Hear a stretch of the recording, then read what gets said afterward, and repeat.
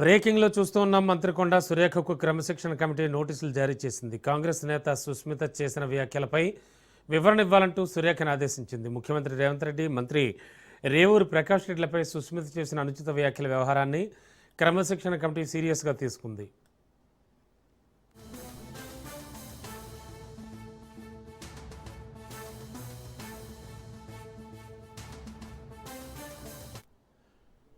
మూడు రోజుల్లోగా వివరణ ఇవ్వాలని మంత్రి కొండా సురేఖకు నోటీసుల్లో స్పష్టం చేసింది. ఇదే సమయంలో మాజీ మంత్రి చిన్నారెడ్డికి కూడా క్రమశిక్షణ కమిటీ నోటీసులు జారీ చేసింది. వనపర్తిలో ఎమ్మెల్యేపై చేసిన వ్యాఖ్యలపై వివరణ కోరింది. 3 రోజుల్లోగా సమాధానం ఇవ్వాలని చిన్నారెడ్డిని ఆదేశించింది. మరోవైపు కాంగ్రెస్ నుంచి జక్కడి ప్రభాకర్ రెడ్డిపై సస్పెన్షన్ వేటు పడింది.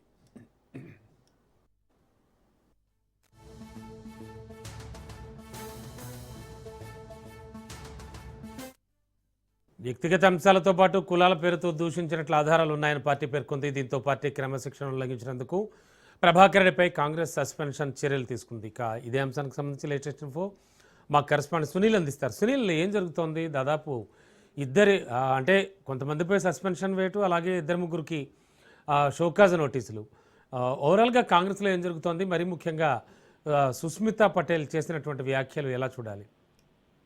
ఎస్ రమణ, కాంగ్రెస్ లో నెలకొన్నటువంటి అంతర్గత విభేదాలను పరిష్కరించేందుకు క్రమశిక్షణ కమిటీ దూకుడు పెంచిందని చెప్పవచ్చు. ఇప్పటికే పార్టీని డ్యామేజ్ చేస్తూ మాట్లాడినటువంటి కొంతమంది నేతలకు నోటీసులు ఇవ్వడమే కాకుండా కొంతమంది నేతలను సైతము పార్టీ నుంచి సస్పెండ్ చేసినటువంటి పరిస్థితి కనబడుతుంది. తాజాగా ఎల్బీ నగర్ నియోజకవర్గానికి సంబంధించినటువంటి జక్కిడి ప్రభాకర్ రెడ్డిని సైతము పార్టీ సస్పెండ్ చేస్తూ ఆదేశాలు జారీ చేసింది. క్రమశిక్షణ ఎవరైనా చర్యలు ఉల్లంఘిస్తే మాత్రం ఖచ్చితంగా పార్టీ నుంచి సస్పెండ్ చేస్తామంటూ కూడా పార్టీ క్రమశిక్షణ కమిటీ హెచ్చరికలు కూడా జారీ చేసింది. గతంలో మనం చూస్తాం, ఎమ్మెల్సీగా ఉన్నటువంటి చింతపల్లి నవీన్ సైతము పార్టీ నుంచి సస్పెండ్ చేశారు. అయితే నిన్న అటు మంత్రి కొండా సురేఖ కూతురు సుస్మితా పటేల్ చేసినటువంటి వ్యాఖ్యలు ప్రస్తుతం రాజకీయంగా తీవ్ర దుమారం రేపుతుంది. కాబట్టి దానికి సంబంధించిన పూర్తి వివరణ ఇవ్వాలంటూ కూడా ఇప్పటికే మంత్రి కొండా సురేఖకు క్రమశిక్షణ కమిటీ నోటీసులు సర్వ్ చేసింది.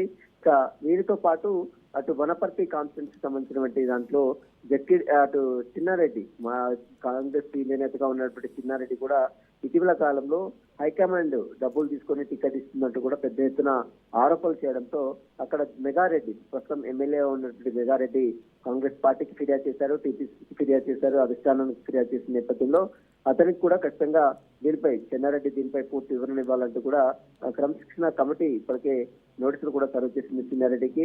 ఇక వీరు 2-3 రోజుల్లోనే పూర్తి వివరాలు ఇవ్వాలి, లేకపోతే మాత్రం వారిపై క్రమశిక్షణ కమిటీ ఖచ్చితంగా చర్యలు తీసుకుంటున్నట్టు కూడా నోటీసులో క్రమశిక్షణ కమిటీ మల్లు రవి పేర్కొన్న పరిస్థితి కనబడుతుంది.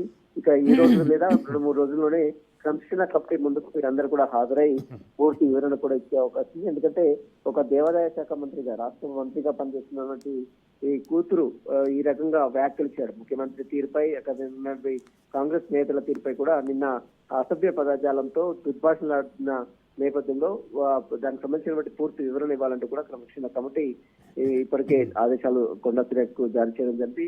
అయితే కాంగ్రెస్ లో ఇటీవల కాలంలో పెద్ద ఎత్తున అంతర్గత విభేదాలు బగ్గుమంటూనే ఉన్నాయి.